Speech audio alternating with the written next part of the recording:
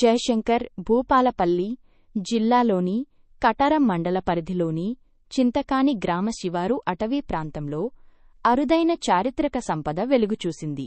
అడవి ప్రాంతంలోని ఒక వాగులో సుమారు 1000 సంవత్సరాల నాటి పురాతన విష్ణుమూర్తి విగ్రహం బయటపడింది.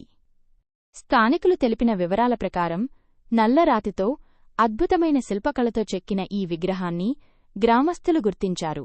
విగ్రహ రూపాన్ని బట్టి ఇది శ్రీకృష్ణుడు గోవింద చెన్నకేశవ లేదా విష్ణుమూర్తి రూపాల్లో ఒకటిగా భావిస్తున్నారు. శిల్పకళా లక్షణాలను పరిశీలించిన చరిత్రాభిమానులు ఇది కాకతీయ డైనస్టీ కాలానికి చెందినదై ఉండవచ్చని అంచనా వేస్తున్నారు. ఈ విషయం తెలిసిన వెంటనే పరిసర గ్రామాల ప్రజలు విగ్రహాన్ని దర్శించేందుకు భారీగా తరలివస్తున్నారు. పురాతత్వ శాఖ అధికారులు వెంటనే స్పందించి పూర్తిస్థాయి పరిశోధన జరిపి ఈ చారిత్రక సంపదను పరిరక్షించాలని స్థానికులు కోరుతున్నారు.